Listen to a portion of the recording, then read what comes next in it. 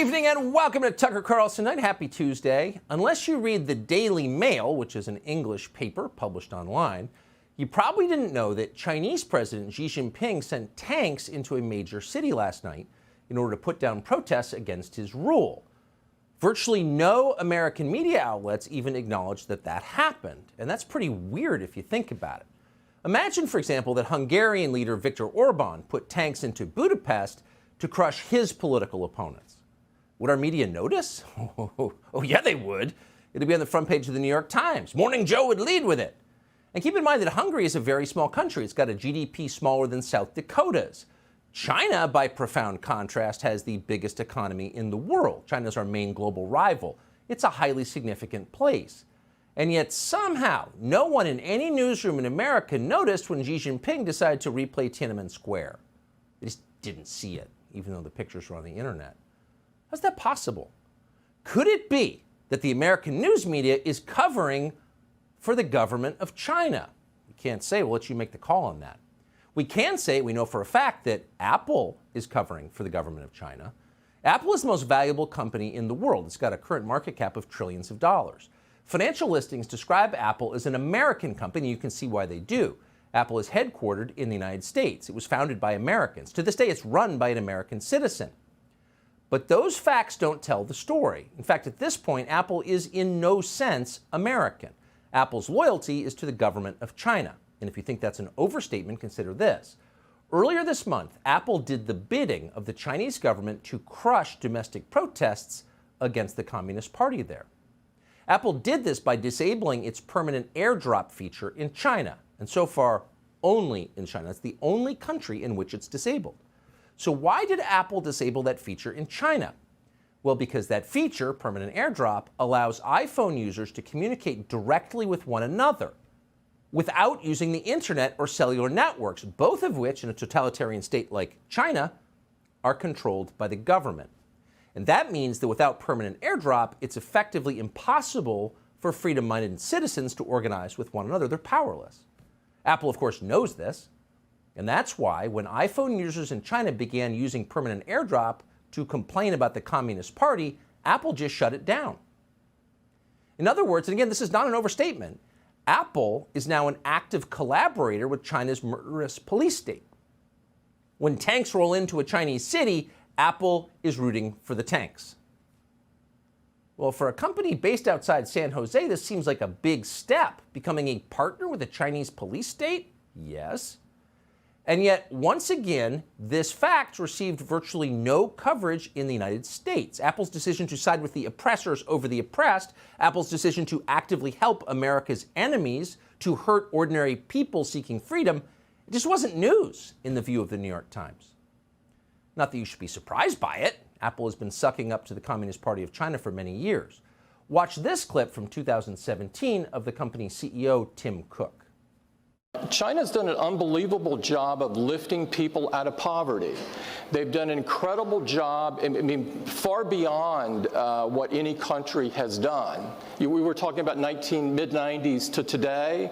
The biggest change is the number of people that have been pulled out of poverty, by far. And we should all applaud that. And we should all feel good about it. And so there are, in the environmental leadership today is very clear, and it aligns completely with Apple's values. The Chinese environmental leaders, yes, government. Yes, I mean, they're very fixated on doing the right things to avert climate change. Oh, a very clever pastiche of half-truths and lies. So, in the first category, it is true that China is far richer than it was 30 years ago. That's indisputable. But what Tim Cook doesn't mention is that much of the money and virtually all of the technology, a large proportion of which was stolen, came from the United States. So that's a debatable claim at best. But environmental leadership from China, that is not a debatable claim. Tim Cook is telling us in that clip with a straight face that the Chinese government is a model for environmental stewardship. And that is completely ludicrous. China is the opposite of that. It's the greatest offender against the environment. China is the biggest polluter in the world by far. No country comes close. Not just in carbon emissions, they're building new coal plants, but in plastics in the ocean, in heavy metals in the ground, polluting the land and the water, China leads the pack. No one's close. That's widely known, so if you're claiming otherwise, you're just lying, which Tim Cook absolutely is. But the question is, why is he lying? Why does Apple as a company and its CEO in that clip and many others feel the need to cover for the Chinese Communist Party? Why does it feel the need to help the Chinese Communist Party oppress its own citizens? Those are good questions. We reached out today to Apple. We wanted to hear their side of the story. We did not hear back. So instead, we will bring you Tim Cook's most recent explanation. This is from last year. Here it is. You have been criticized for not speaking out on human rights issues, for example, in China and other countries as well. This is something I think a lot of companies that have been doing business in China struggle with. A number of companies, as you know, have abandoned China. How do you think about that? I think that we have a responsibility as a business to do business in as many places as we can. Because I think business is this huge catalyst. I believe in what Tom Watson said, is world peace through world trade.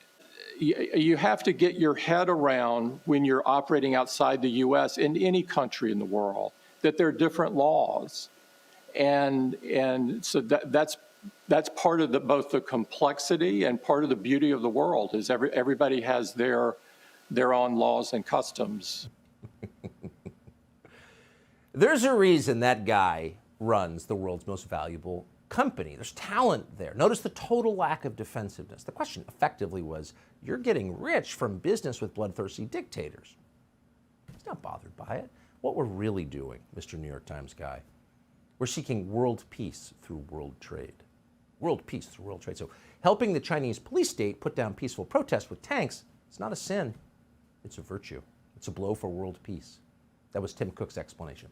And in any case, Cook explained, you got to follow the laws of the countries that you operate in. It's that simple. You don't want to break the law. All right. Well, let's continue that standard here. In the United States, where Apple is headquartered, free speech is the law. It's the first law. It's the first guarantee in our Bill of Rights. And yet, strangely, for a company that claims to respect local customs, Apple has done far more than its share to eliminate free speech in the United States. We could give you many examples. Here's a new one. In the middle of the COVID pandemic, a small video sharing site called Odyssey was trying to get approval to be listed on Apple's App Store.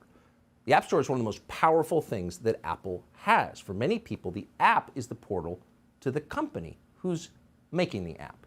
So for a startup like Odyssey, getting on the App Store was an essential step. Roughly half of the adults in the United States use iPhones. So if you're not on the App Store, you're shafted.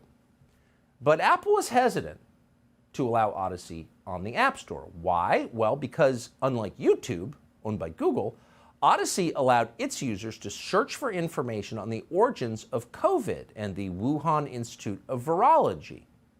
Oh, if you used Odyssey, you might know that the patron of Apple was in fact responsible for the COVID pandemic. So users of Odyssey could search for videos challenging also the effectiveness of the COVID vaccines and stopping transmission of the virus. So to Apple, that kind of free speech, truly free speech, searching for actual answers and not just more propaganda, was totally unacceptable. So Apple presented Odyssey with a list of nearly 24 search terms, most related to COVID, that it had to ban if it wanted to join the App Store. Your users cannot know this if you want to participate in our monopoly. And they have a monopoly, and it's hard to imagine a more serious abuse of monopoly power than what Apple did in that and many other instances. So the biggest company in the world banning a video sharing website reaching half the country because people might search for accurate information that Apple didn't want them to see because it might offend their sponsors in communist China. Well, that's kind of a story. And yet it went completely unreported at the time. We didn't know about it until this week. And we learned because Elon Musk, who now owns Twitter, revealed on Twitter that Apple may remove Twitter from the App Store as well. And that would, of course, end Twitter. You don't go to Twitter except through its app. Could that happen? Well, there are signs that it might. The executive who runs Apple's App Store, a man called Phil Schiller, just deleted his Twitter account. Well, that's weird. Apple has virtually stopped buying ads on Twitter. That's weird too. So would Apple do this? Well, several tech developers are coming forward to confirm that this is exactly how Apple operates and has for years. So when Apple threw the social media company Parler off the App Store, remember that because they allowed Donald Trump to speak? You thought it was an anomaly, but it wasn't. This is what they do. And few people really understood that. In fact, for years, even the most cynical observers assumed that big tech companies like Apple censored speech. Yes, they do, but only in extraordinary circumstances. Oh no, they do it all the time. In fact, Apple engages in large-scale secretive censorship. And always and everywhere, Apple helps the Chinese government. So preventing American citizens from saying what they believe or getting to the truth about something while bolstering the power of one of the most repressive governments in the world. This summer, for example, an FTC commissioner called Brendan Carr went to Apple about TikTok. TikTok was and is on the App Store. No threat of TikTok being kicked off. And the FTC commissioner told Apple that TikTok was likely harvesting private user data from hundreds of millions of Americans and sending those data back to China. Now, Apple must have known that what Carr was telling them was likely true, but Apple ignored him anyway and did nothing. So step back and consider the priorities, Apple's priorities that are on stark display here. Twitter must be silenced because it allows Americans to exercise their birthright, which is free speech, a prerequisite for a free society and a democracy. But TikTok must be protected because the Chinese government uses TikTok as a tool of espionage. That is Apple's position. So at this point, the real question is, will Apple be allowed to strangle Twitter? Which it could, because it has monopoly power. So far, virtually no one in American politics seems to have noticed this is happening. No one certainly is moving to stop Apple from doing it. Though in a moment we will speak to the governor of Florida, Ron DeSantis, who said today he believes that Apple would be abusing its monopoly power if it did that. Subscribe to the Fox News YouTube channel to catch our nightly opens, stories that are changing the world and changing your life. From Tucker Carlson tonight.